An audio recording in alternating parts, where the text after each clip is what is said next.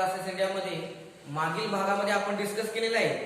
Google मीटच्या लेक्चरमध्ये आपण जो पार्ट डिस्कस केलेला तो आहे equation of tangent and equation of normal. Equation of tangent and equation of normal हा पार्ट आपण आता कंप्लीट केलेला आहे. आता आपण त्यानंतर डिस्कस करणार आहोत रेट मेजर.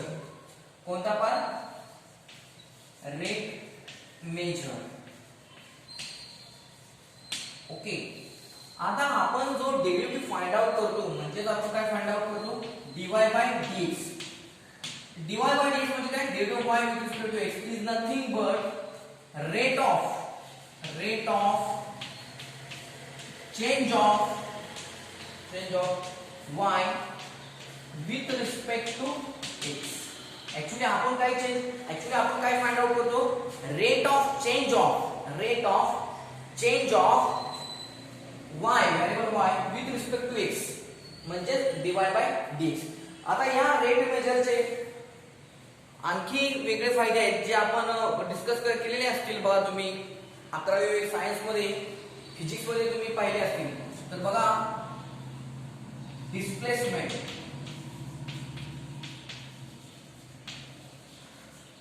बघा 11वी मध्ये तुम्हाला डिस्प्लेसमेंट हा कॉन्सेप्ट झाला असेल. Displacement of particle is denoted by s. त्यानंतर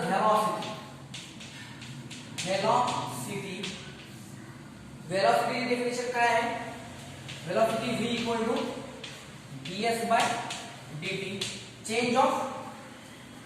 Rate of change of displacement with respect to time t is called as velocity of particle at time t. velocity v म्हणजे या displacement s चा first derivative म्हणजेच काय? velocity. त्यानंतर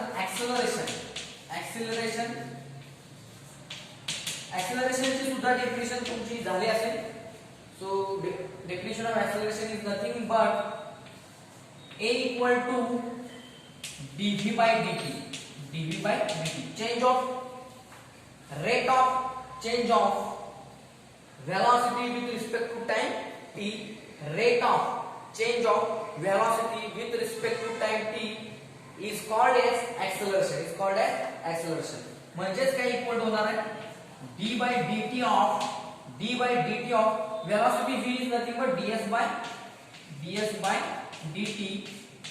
आणि याचंच काय होईल सिम्प्लिफिकेशन? बघा याचं सिम्प्लिफिकेशन म्हणजे काय? Double derivative of displacement with respect to time t is nothing but acceleration t. तर बघा तुम्ही एकदा displacement s is the displacement of the particle, velocity v equal to ds by dt, derivative of s with respect to t, acceleration a equal to dv by dt equal to derivative of ds by dt means double derivative of displacement s. Okay. आता यानंतर आपण next part बघूया. याच्यावर आधारित एक 3 problems आपण discuss करूया.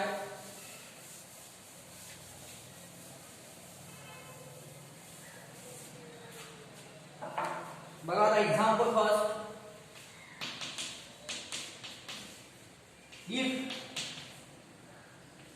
s equal to t cube plus 2t square plus 3t plus 4 be the displacement,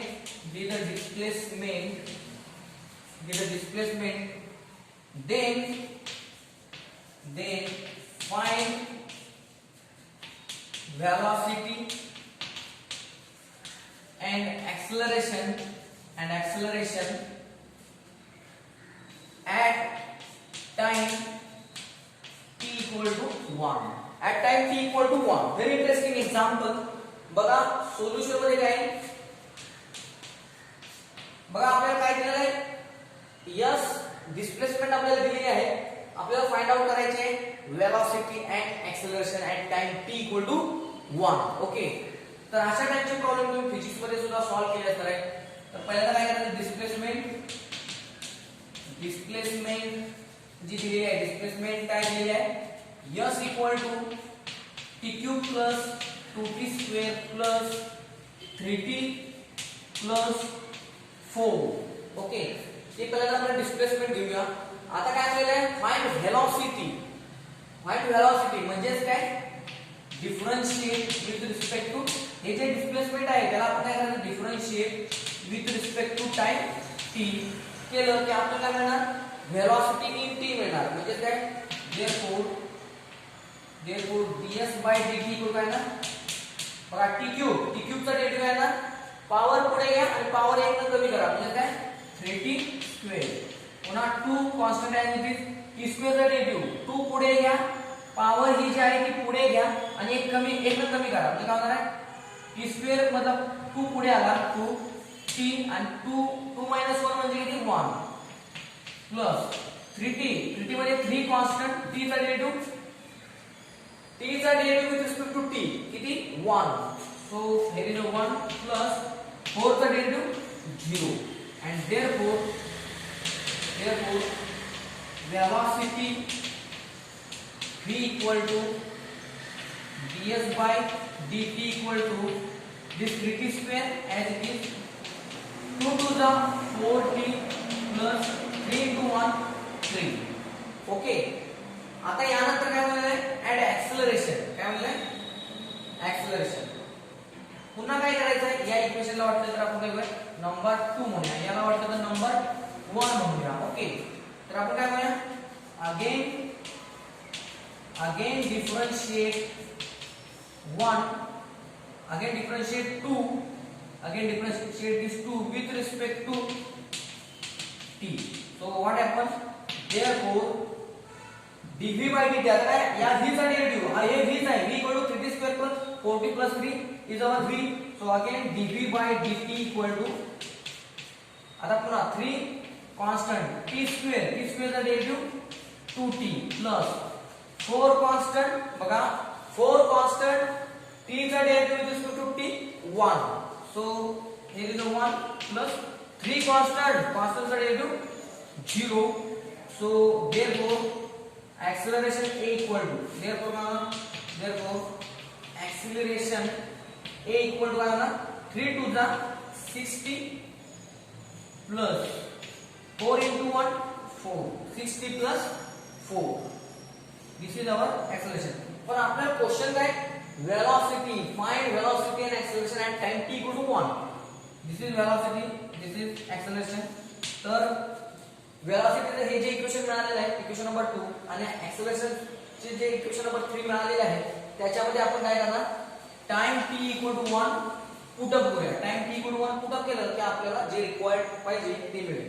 आणि therefore put t equal to 1 in 2 and 3, and therefore what happens, therefore v equal to 3 into bracket t is 1 square plus 4 into 1 4 plus 3 equal to, final answer काय येईल बघा, v equal to 1 square 1 3 into 1 3 plus 4 into 1 4 plus 3 means 3 plus 4 7 7 plus 3 10 is our answer. Okay, आता acceleration a equal to what happened, 6 into 1 plus 4 equal to what, 6 1 is 6, 6 plus 4 10, this is also 10. Okay, so very interesting example. In this example velocity and acceleration value is the same. Okay, so very interesting example created by us. Okay, बघूया आता next problem.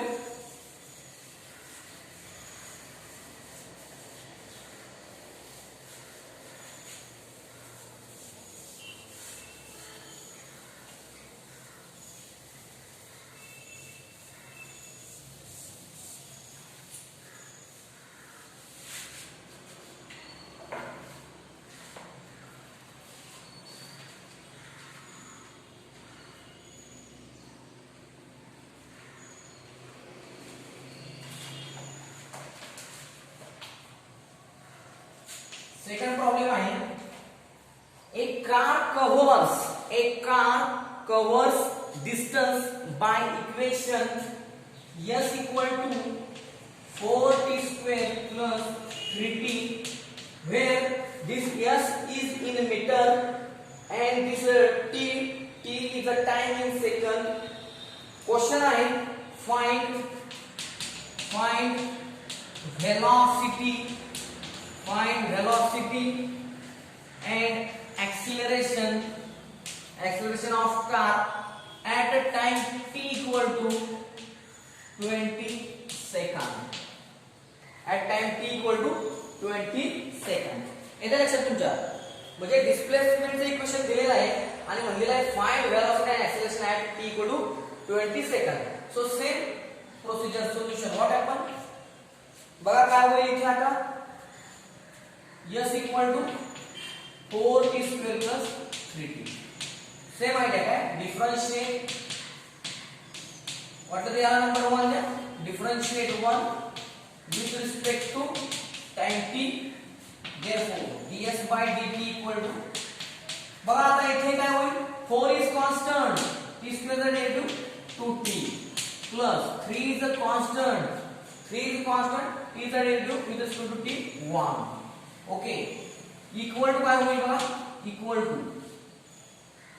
4 into 2 what is r t detail image, therefore ds by dt म्हणजे काय, velocity, therefore velocity v equal to 4 to the 8t plus 3 1 the 3. This is equation number 2. Okay, आता मिळालेले equation number 2 पुन्हा एकदा differentiate करूया म्हणजे आपल्याला काय मिळेल, acceleration. So differentiate equation 2 with respect to t and therefore dv by dt equal to 8 is constant, t is the derivative with respect to t is 1, so t into 1 plus 3 is a constant is the derivative 0, so final answer 8 into 1 8 and therefore acceleration. Okay, आता आपण डायरेक्टच घेऊया. बघा आता इथे काय होईल, आता आपल्याला प्रश्न काय विचारलेला आहे बघा, at t equal to 20 second म्हणजे काय होईल, at t equal to 20 second this dv by dt means acceleration a equal to, आता इथे काय झालेलं आहे बघा, 8 into 1 8 1 जा 8 plus 0 means 8च. इथं ऑलरेडी इथं कुठेही t नाही त्यामुळे t ची व्हॅल्यू ठेवायची गरजच नाही. a equal to 8 मीटर मध्ये आहे, मीटर स्क्वेअर पर सेकंड, एकक काय मीटर मध्ये आहे इथे, त्यामुळे 8 मीटर स्क्वेअर पर सेकंड. ओके, एक्सेलरेशन आपल्याला मिळालं. आता आपल्याला पाहिजे आहे velocity at t equal to 20, पण वेलोसिटीला इथे आले नाही बघा, velocity equation number 2. So put t equal to 20 into and therefore v equal to what happen, 8 into 20 plus 3 and therefore velocity v equal to किती होणार बघा, 28 चा 160 plus 3 163 meter per second is the velocity of our car in our example. Okay, तर अशा पद्धतीने आपण second example बघितले. आता आपण नेक्स्ट थर्ड एक्झाम्पल बघूया.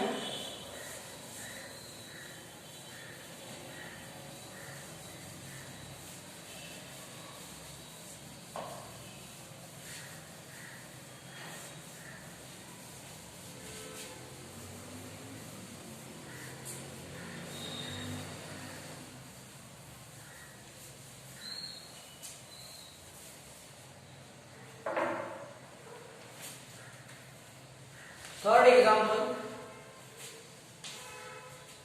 बघा, थर्ड एक्झाम्पल मध्ये काय म्हटलेलं आहे, displacement of particle at a time t is given by s equal to 2t cube minus 5t square plus 4t minus 3.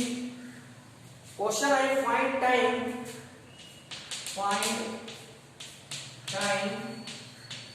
when when acceleration is 14 feet per second square, comma, velocity and displacement at that time.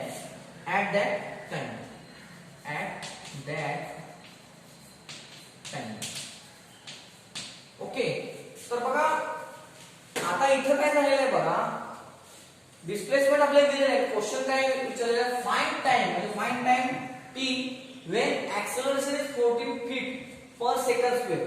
म्हणजे 14 acceleration असताना कोणत्या टायमिंगला displacement ज्यावेळी होते, हे displacement equation आहे, displacement ज्यावेळी होते पार्टिकलची त्यावेळी ऍक्सेलरेशन जर 14 असेल त्यावेळी ऍक्सेलरेशन जे 14 आहे ते किती वेळेत होईल असा प्रश्न आहे. आणि जर समजा 4 मिनिटांमध्ये होत असेल उदाहरणार्थ, तर त्या 4 मिनिटांमध्ये म्हणजे त्या 4 मिनिट ज्यावेळी होतात पूर्ण त्यावेळी व्हेलॉसिटी आणि डिस्प्लेसमेंट त्या पार्टिकलची किती आहे येते लक्षात तुमच्या. तर अशा पद्धतीचा काय आहे हा प्रॉब्लेम आहे. तर बघा सोल्युशन मध्ये काय होतं ते बघा. आता s इक्वल टू दिलेलं आहे 2t cube minus 5t square plus 4t minus 3. आपल्याला ऍक्सेलरेशन दिलेलं आहे, मग आपण ऍक्सेलरेशन इथं फाइंड आउट करूया आणि त्याचा आधार घेऊन काय करू शकतो आपण टाइम फाइंड आउट करू शकतो. आणि एकदा टाइम माहित झालं की आपल्याला काय डिस्प्लेसमेंटचं इक्वेशन ऑलरेडी आहे, त्याच्यामध्ये t ची व्हॅल्यू ठेवली की आपल्याला डिस्प्लेसमेंट मिळेल आणि व्हेलॉसिटी काय आता आपण जो डेरिव्हेटिव्ह फाइंड आउट करू ds/dt तो म्हणजे व्हेलॉसिटी, त्याच्यामध्ये t ची व्हॅल्यू ठेवली की पुन्हा आपल्याला व्हेलॉसिटी सुद्धा मिळेल. ओके, सो याला इक्वेशन नंबर 1 म्हणूया आणि म्हणूया differentiate equation 1 with respect to t. Okay, and therefore ds/dt equal to 2t cube. t cube are 2 constant, t cube are derivative 3t square minus 5 constant as it is t square are derivative 2t plus 4 constant as it is t is a derivative with respect to t 1 minus 3 constant and constants are derivative 0. Okay, and therefore velocity v equal to ds/dt म्हणजेच v. आता काय होणार 2 3 जा 6t square minus 5 2 जा 10t plus 4 1 जा 4 minus 0. आता ही velocity मिळाली, याला नंबर 2 लिहिला, याला नंबर 2. मग अगेन काय करायचं, differentiate equation 2 with respect to t. मग पुन्हा काय होईल बघा इथे, therefore पुन्हा काय होईल बघा, v चा derivative with respect to t म्हणजे काय dv/dt equal 6 constant as it is t square चा डेरिव्हेटिव्ह बघा इथं स्केलर मल्टिप्लिकेशन रूल आहे, ऍडिशन सबट्रॅक्ट सगळे रूल एकाच ठिकाणी आहेत. t स्क्वेअर चा derivative 2t minus 10 constant as it is t चा derivative with respect to t या t चा derivative with respect to t 1 plus 4 constant चा डेरिव्हेटिव्ह 0, constant चा derivative 0. so therefore dv/dt means acceleration. so acceleration a equal to किती आलं बघा 6 2 जा 12t minus 10 1 जा 10. पण याची ऑलरेडी व्हॅल्यू प्रॉब्लेम मध्ये दिलेली आहे किती 14. so we can take equal to 14. आता काय होईल मग बघा इथे, therefore आता हा -10 आहे, तिकडे गेला तर काय होईल +10 म्हणजे 14 + 10 24. so 12t equal to 24 and therefore t equal to 2. t equal to 12 इथे डिवाइड होईल, 24 divided by 12 equal to 2. so t equal to 2 second. Okay, आता 2 सेकंद आलेले आहे. आता बघा t equal to 2 सेकंद असताना वेलोसिटी आणि डिस्प्लेसमेंट किती मिळेल ते बघूया. तर बघा put t equal to 2 in equation which equation 2 and 1. What happened, equation number 2 velocity v equal to 6 into bracket 2 square t square, that means 2 square minus 10 t equal to 2 plus 4 equal to, बघा आता इथे काय होईल, 2 square 4 4 6 जा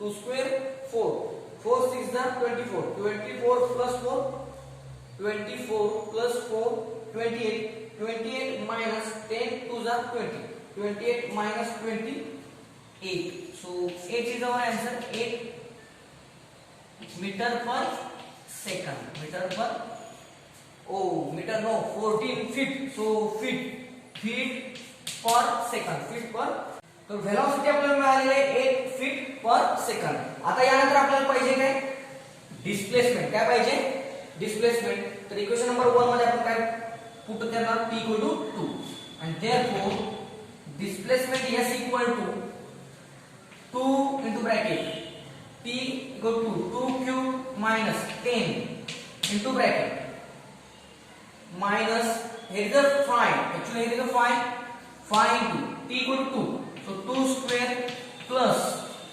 4t, so 4 into bracket 2 minus 3 equal to, आता बघा इथे ठेवूया 2 cube 8 2 जा 16 minus 5 into 2 square is 4 5 जा 20 plus 4 2 जा 8 minus 3, so 8 minus 3 equal to, बघा आता इथे काय होईल, 16 plus 8 24 minus 24 and 4 minus 3, this minus 3, so 4 minus 3 equal to 1, so 1 foot per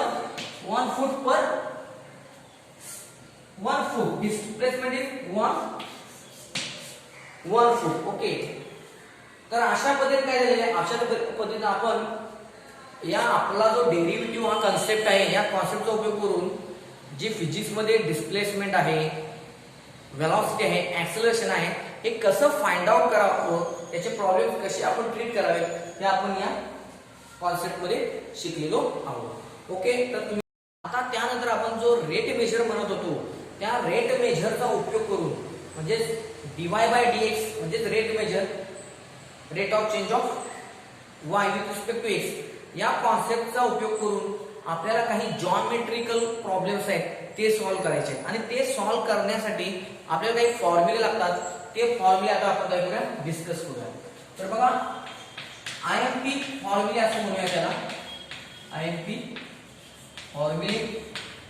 okay, तर ते आयएमपी फॉर्म्युले कोणते आहेत बघा.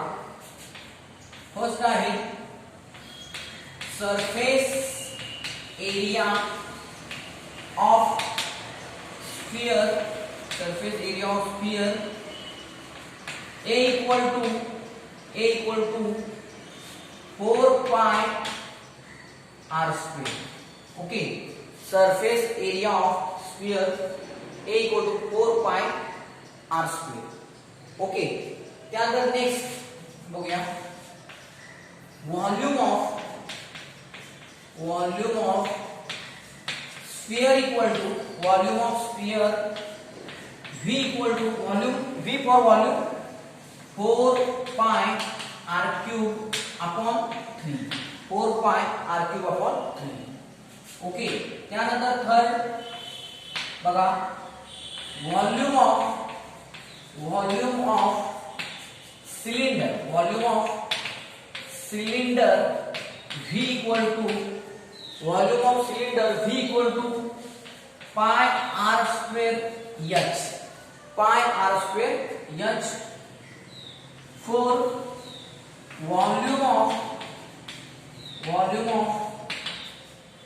कोन V equal to pi r square h upon 3, pi r square h upon 3.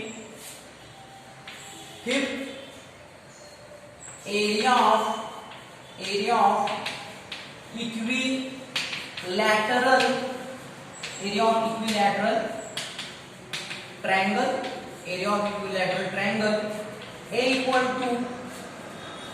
to square root 3 upon 4 L square, and this L is nothing but This L is nothing but length of side of given triangle. तर अशा पद्धतीने हे 5 फॉर्म्युले आहेत जी आपल्यासाठी तुमच्यासाठी थोडीशी new असतील आणि थोडीशी अवघड वाटत असेल, पण तुम्ही पाठ केल्यानंतर तुम्हाला ती निश्चितच इझी वाटतील. ओके, तर याच्यामध्ये बघा सरफेस एरिया ऑफ स्फिअर इकडून इथं 4 पाय आर स्क्वेअर आहे. लक्षात घ्या काय 4 पाय आर स्क्वेअर आणि मग त्याच्यावरून हा जो फॉर्म्युला आहे surface area of sphere equal 4 pi R square याच्यापासून हा व्हॉल्यूम ऑफ स्फिअरचा फॉर्म्युला तयार होतो. तो कसा, तर 4 पाय आर स्क्वेअर आहे त्याला कशाने मल्टिप्लाय करा r/3 ने. कशाने मल्टिप्लाय करा r/3 ने.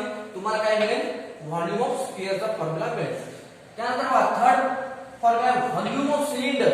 तुम्ही सिलेंडर बघितलं असेल, सिलेंडर तुमच्या घरात गॅस सिलेंडर असेल थोडक्यात, तर तो सिलेंडर आहे तर त्याचे खाली बेस, त्याचा जो खालचा बेस आहे तो सर्क्युलर आहे. काय आहे सर्क्युलर आहे.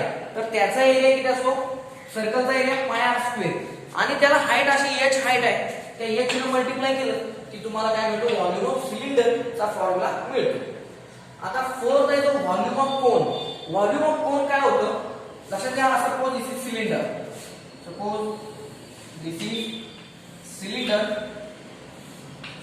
सिलेंडर, कोन कसा तयार होतो,